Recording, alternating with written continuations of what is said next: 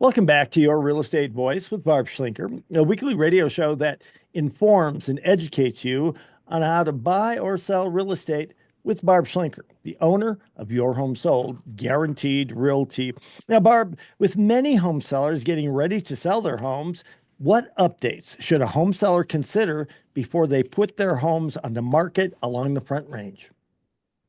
Well, Richard, it starts with the selling strategy. There are some home sellers that don't want to do any repairs, and that's okay. There's nothing wrong with that, but it's a different pricing strategy, and they might not even go on the open market. I have homes that I sell every month that never go on the open market, and some of those sellers, they don't want to deal with, fixing it up, having a bunch of strangers come through their house.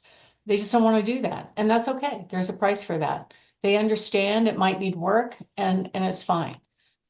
So that's step one, is to figure out how you want to approach it. I would say a majority of home sellers want to go on the open market and try to get as many buyers in as possible to make the most money. So preparation is absolutely critical. You don't have to full on remodel the house. Just last weekend, I had a bidding war on a home down in Fountain. It's so cute. It was built in the 1960s. The kitchen is 1960s. The dishwasher is about a foot wide, and it still works. But it was just staged properly, and they kind of kept up with the basics, like paint. They put this sculpted carpet over the top of beautiful hardwood floors. So I suggested, hey, pull the carpet because you want to show up. Everybody loves hardwood floors. So that's what we did, and it looks great. She put really cute furniture in there and just fixed the broken stuff, like peeling paint and those kind of things. But it already had been well taken care of with a new electrical panel, newer windows, newer furnace, air conditioning, water heater. So really, it was just cosmetics. It wasn't the brand new Corinthian leather kitchen with the white cabinets and the white appliances and all that stuff. It wasn't necessary. We had a huge crowd at the open house. I was able to present 4 great offers to the seller, and it went over asking price. But it had to do with not just preparation, but pricing it right. Had she priced it on the upper end of the price range, there would not have been that turnout. There would not have been multiple offers, and she would not have gotten the price that she asked for. Promotion is really in the wheelhouse of the real estate agent that you hire. Do not allow a real estate agent to use their smartphone to take marketing photos. They're not good enough. The lighting's not good enough. And just bad photos is enough for a buyer to pass on your home because your number one showing is online. So you have to get that right. And be really careful about who you pick for a real estate agent. You'll see the personal finance experts say interview several agents, and that's fine. There's nothing wrong with that. But the question is, what is the criteria that you're going to judge that agent? A lot of people don't often interview folks. They don't know what questions to ask. And it's probably one of the biggest financial events that you're going to do in your life. So we actually have a free report that you could download on Barb Has the Buyers, which is the top questions you should ask before you interview an agent. And that will give you kind of a criteria to go by, but you have to have something in your mind. Unfortunately, a lot of sellers will pick agents just because they knew them, they were nice, they sold them the home, but are they really that person to handle, one of the largest assets of their home? Now let's start with getting ready to sell your home. Number one is you want to make sure it's very clean. And it's just basics, have it professionally cleaned. If you're going to use the carpet that you already have that clean. Make sure that you pick up most of the area rugs for photo day, the door hardware, little things like that. Even approaching the front door where you can see that the doorbell is broken gives an impression to the buyer. Odors are also a problem when you're selling your home. So a lot of people don't notice odors because they live there. So I would recommend go take a walk and come back and take a deep breath when you walk in. Pet odors, they get used to, cooking odors, anything like that really has to be neutralized. Make sure that trash is taken out. Windows and screens, I'd probably do last. Typically, the photos don't pick up on that, but it's not a bad idea when you're showing. And then as far as depersonalizing your home, you don't necessarily have to pull down every single family photo. That's not really required. But there are some people that will cover whole walls with their life story and every family member and all their events. And the problem is for a buyer, it's distracting. Remember, when a buyer comes into the home, they're trying to visualize themselves living in your home. So you have to make it look a little bit more austere so they can visualize themselves there and not your whole world there. My name is Barb Schlinker. I'm the broker owner of Your Home Sold Guaranteed Realty and the host of this show, Your Real Estate Voice. And what we're talking about are what are the improvements that a home seller should make before they sell their home? And next up, we're going to talk about some more steps on getting your home ready for sale. If you are thinking of making a move, give us a call. One of the services that we provide for free is a free in-home consultation. We'll give you tips on how to get your house ready for sale. We'll also show you what similar homes are selling for in the market, give you a good idea what price range your home will sell for, and how much money you'll put in your pocket when it sells. And if you want to get that free report, go to barbhasthebuyers.com, click on the green button, and you can download what's called a seller's guide that gives you questions that you should ask when you're talking to an agent. Richard? You're listening to Your Real Estate Voice. That's Barb Schlinker of Your Home Sold Guaranteed Realty.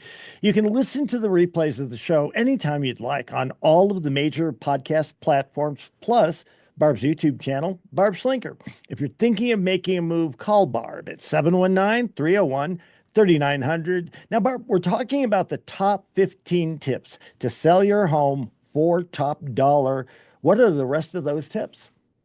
Well, one of them is, when you're showing, you want all the curtains and blinds as open as they can get. Let the light in, let the outside in. Turn on all the lights. People don't tend to like dark rooms, but I think, with the TVs and stuff, a lot of people tend to darken the rooms just for, being entertained.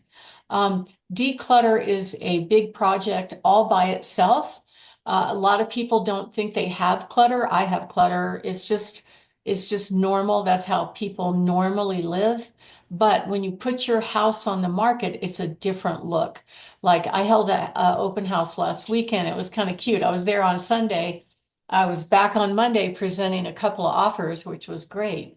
But during the open house, there was nothing on the counters. It looked very austere. We even got some questions like, does anybody live here? I'm like, yes, they do.